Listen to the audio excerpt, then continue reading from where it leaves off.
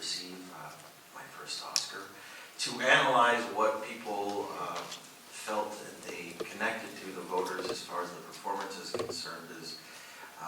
of course something that I can never determine, but I do feel that the film was something incredibly special for me and special for all the filmmakers involved. When you make a film that is so immersive, where people feel that there's a real connection to the world that they're entering. We submerged ourselves in the elements for almost a year making that movie, and Alejandro made an attempt to create groundbreaking cinematic, I think, techniques that allowed people to feel that they were integrated into this world. I still don't know how he did it. I'm just very honored to be a part of what I feel is a piece of cinematic art that will live on for generations, and I'm very happy that the Academy honored all the people involved with so many nominations, as well as our director and cinematographer. So I don't know if we'll ever get the opportunity to do a film like this ever again, but it's certainly been a huge chapter of my life and something that I'll always look back on with great thankfulness. Thank you very much. 皆さん本当ありがとうございます。日本に戻ってこれて本当に嬉しく思います。多分ですね、私は来日15回ぐらい、ではないかと思っていますけど、いつも戻ってくるの嬉しいです。そしてですね、今回の作品というのは本当に私にとって特別なものでした。オスカーにどうして私が今回受賞できたっていうのを分析するのは難しいことなんですけど、やはりこの映画自体が私にとってとっても特別、またこの映画に参加した全ての人間にとって非常に特別なものだったんですね。でこれだけ本当につながりを持てる作品、人々がその世界観に入り込める作品、私は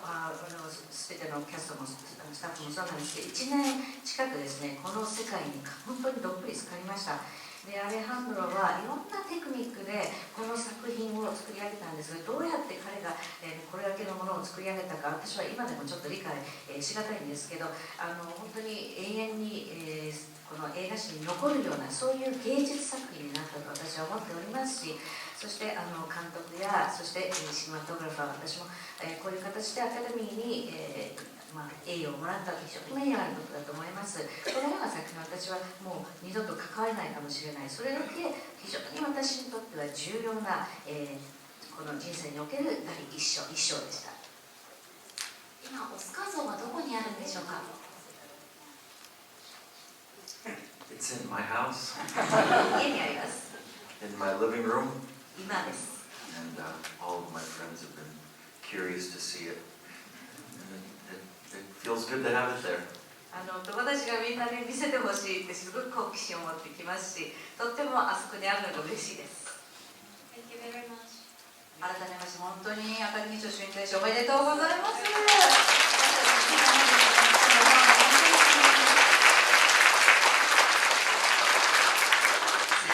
続きまして質問に移りたいと思います。ご質問ある方、手を挙げていただいてよろしいでしょうか。じゃあ後方の方で手を指していただいているグレー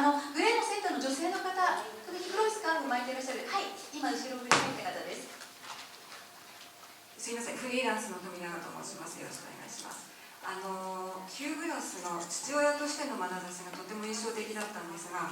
父親としてのグラスを演じるにあたって気をつけられた点を教えていただきたいです。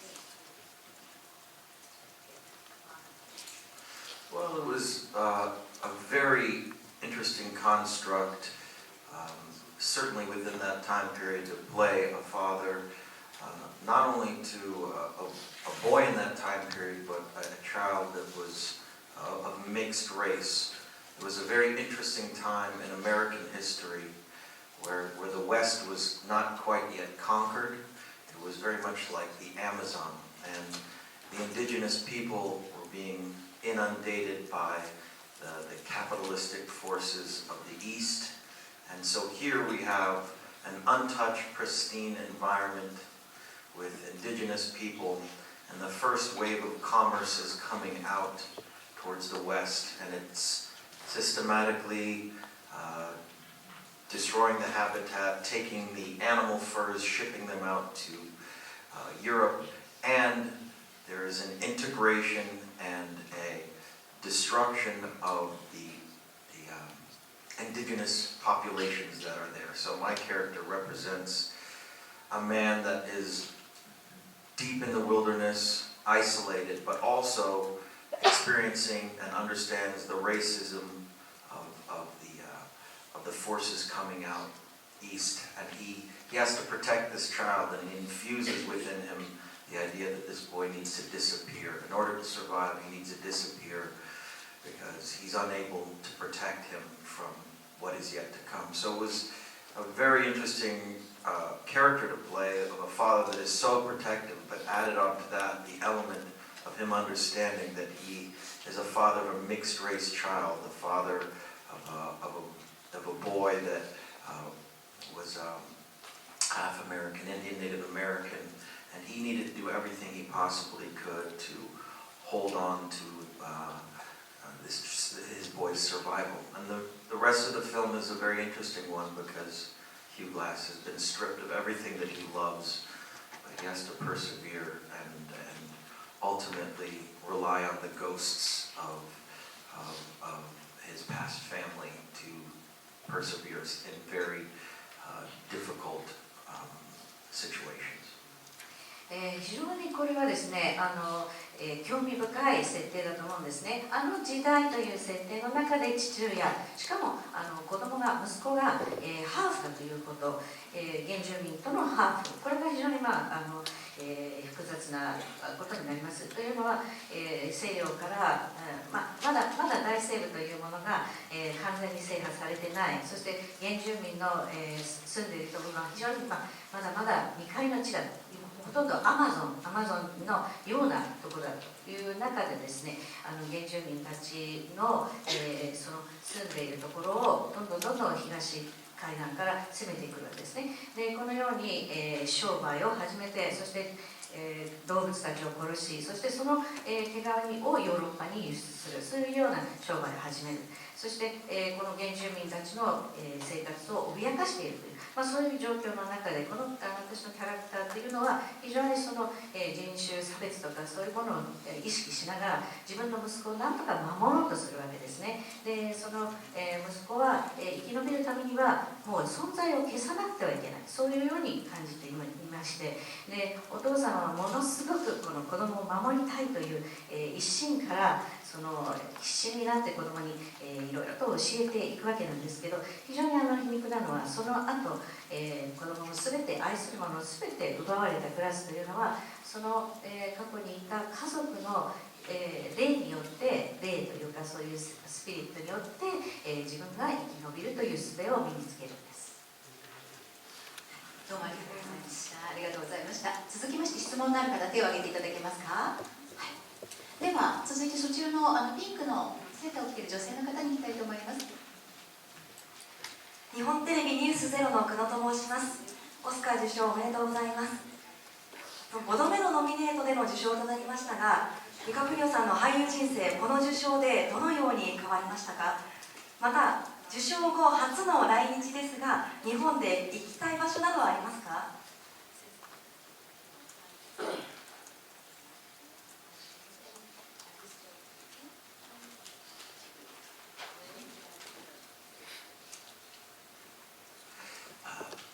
It's all very brand new, so it's hard to assess how my life has changed.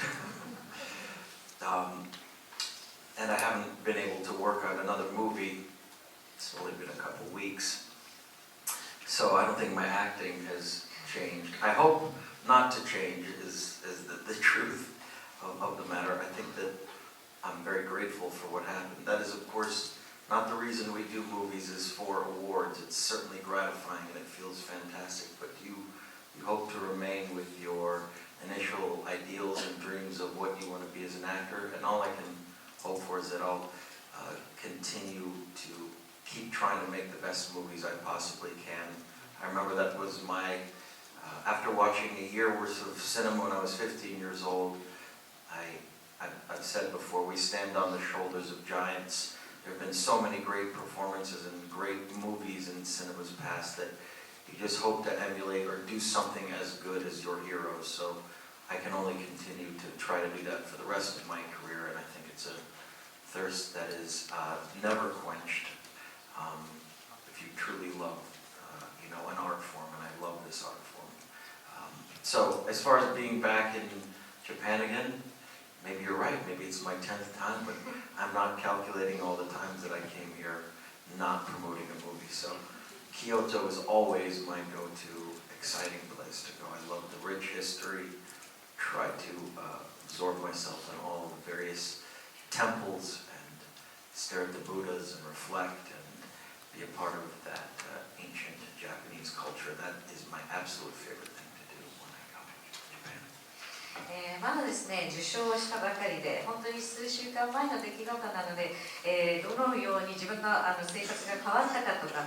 特に俳優としてどう変わっていくかというのは全くわからない、これは未知のことなんですね。で、私としては全く変わらないことを望んでいます。本当に、この受賞は私としてもありがたいことですし、でただ私が仕事しているのはこういう受賞するため、こういう賞をいただくためではなくてですね、やはりこれはもちろんいい気持ちになりますし、素晴らしいことなんですけど、やはり自分がもともと持っていた夢ですとか理想というものを、どんどん追求していくということで、そして最高の映画作品を作り上げていくっていうことが、自分の今でも願いなんですね。で15歳から始めて、そして、その時から、本当に偉大な俳優たちの、肩の上に成り立っているというふうに何かの言葉がありましたけど、私もそういう英雄たち、自分の俳優の、英雄たちの後に続きたいという気持ちで、